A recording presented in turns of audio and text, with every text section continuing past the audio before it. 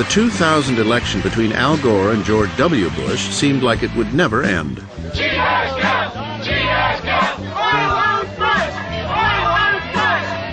Gore won the popular vote, but neither candidate could claim victory in the Electoral College until it was determined who rightfully won the close race in Florida.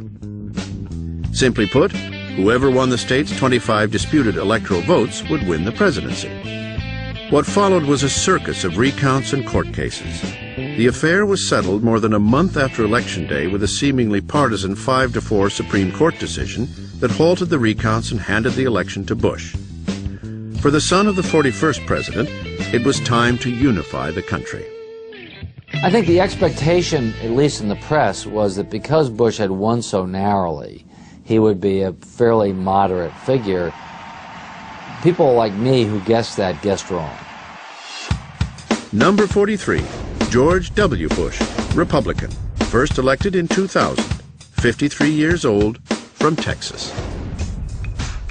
When he was elected, George W. Bush joined John Quincy Adams as the only presidential son to win the White House.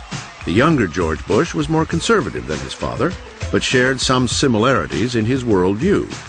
Both Bushes see the world in good guy, bad guy mentality. Both Bushes see Saddam Hussein as evil. Both Bushes see the forces of the United States as the good force. And both Bushes have taken policy steps to ensure that good would triumph over evil. It's a part of their makeup.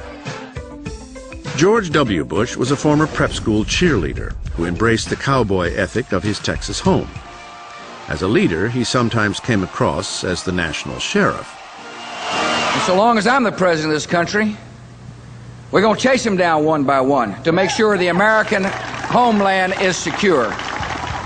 A graduate of Yale and Harvard Business School and the former governor of Texas, Bush nevertheless portrayed himself as an outsider who disdained the elites. His inarticulate speaking style led many to question his intelligence.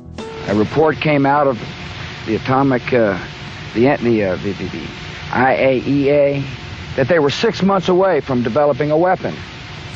His intelligence is an emotional intelligence. He can look at people, he can size them up pretty quickly, he can get to the heart of what they're like, and tend to know how to judge them.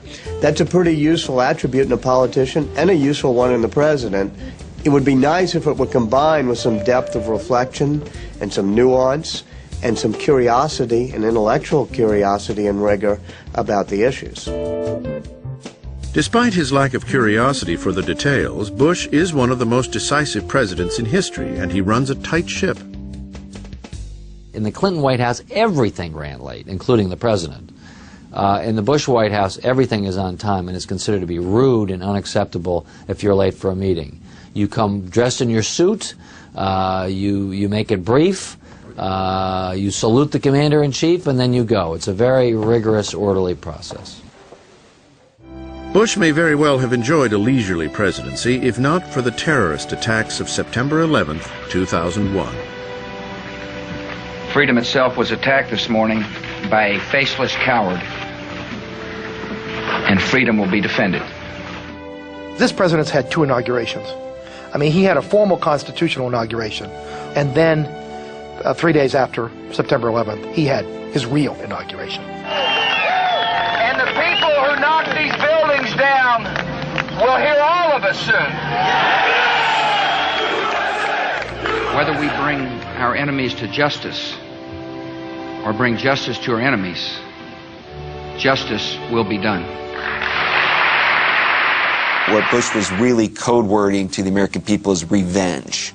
We're going to get who did this to us. With the overwhelming support of the American public, Bush launched a military campaign that rid Afghanistan of the terrorist-harboring Taliban government. At the same time, he centralized domestic security under a new federal bureaucracy, the Department of Homeland Security. He came to Washington sworn to making government less central to our lives. And yet, because of events that no one could have foreseen, he has presided over, arguably, the greatest centralization of authority in Washington, perhaps since Lyndon Johnson.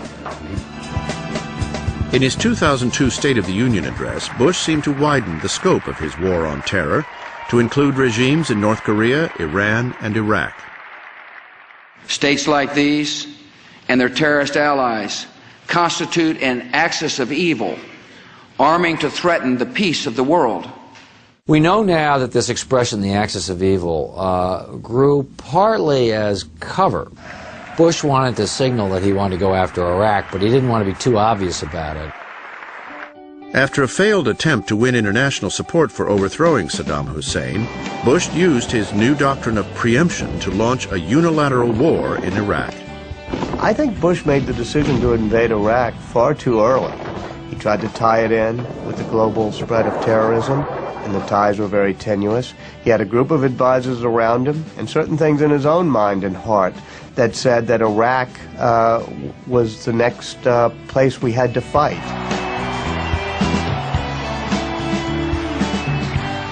In 2004, George W. Bush avoided the fate of his father when he was re-elected to a second term. It's still too soon for historians to assess his presidency.